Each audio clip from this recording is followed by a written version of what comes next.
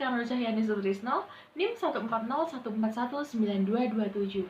Pada kesempatan kali ini, saya akan memaparkan mengenai faktor penyebab anak berkebutuhan khusus dan hak-hak yang dimilikinya. Setiap anak yang memiliki kebutuhan khusus disebabkan karena beberapa hal. Yang pertama yaitu sebelum kelahiran, yang kedua saat proses kelahiran, dan yang ketiga setelah kelahiran. Sebelum proses kelahiran terbagi lagi menjadi beberapa penyebab. Yang pertama yaitu gangguan genetika atau kelainan kromosom. Kelainan kromosom ini dianggap sebagai penyebab keguguran lalu meninggalnya anak sesaat setelah dilahirkan, dan anak yang berhasil dilahirkan namun memiliki kelainan yaitu Down syndrome. Yang kedua, infeksi kehamilan.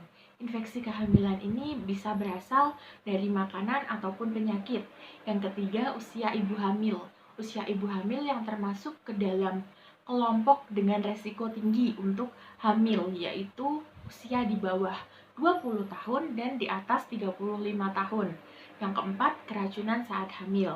Yang kelima, pengguguran. Pengguguran ini disebabkan oleh beberapa hal. Yang pertama yaitu kelainan kromosom, yang kedua kelainan plasenta, yang ketiga penyakit ibu hamil, yang keempat sengaja digugurkan. Lalu yang keenam adalah lahir prematur. Bayi yang lahir prematur merupakan bayi yang lahir sebelum bulan yang cukup dalam usia kehamilannya. Lalu selanjutnya adalah penyebab saat proses kelahiran. Saat proses kelahiran ini yang pertama yaitu proses kelahirannya terlalu lama sehingga bayi yang akan dilahirkan kekurangan oksigen. Yang kedua, kelahiran menggunakan alat bantu vakum.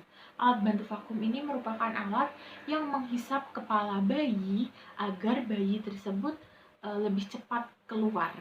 Yang ketiga, usia kehamilan yang terlalu lama, yaitu lebih dari 40 minggu karena dikhawatirkan bayi akan memiliki kelainan dan keracunan air ketuban di dalam perut ibu.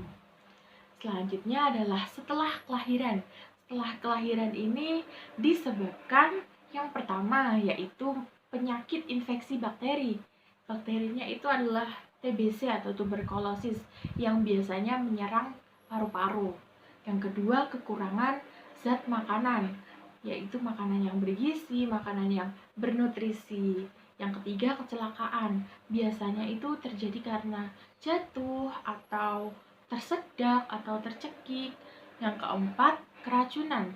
Yang sering terjadi pada anak itu adalah anak terlalu banyak meminum obat atau overdosis karena orang tua yang sembarangan menaruh obat sehingga dapat diminum oleh anak secara sembarangan. Nah, kemudian ada hak anak berkebutuhan khusus. Yang pertama yaitu anak berkebutuhan khusus memiliki hak untuk memperoleh pendidikan yang sama dengan anak-anak lainnya. Yang kedua, anak berkebutuhan khusus memiliki hak untuk diterima di kalangan masyarakat tanpa diskriminatif.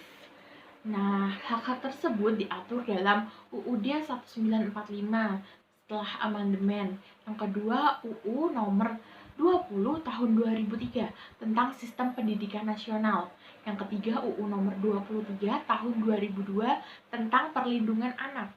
Yang terakhir adalah UU nomor 4 tahun 1997 tentang penyandang cacat. Nah, hal tersebut yang dapat saya sampaikan. Apabila terdapat salah kata atau salah penyampaian, saya memohon maaf. Wassalamualaikum warahmatullahi wabarakatuh.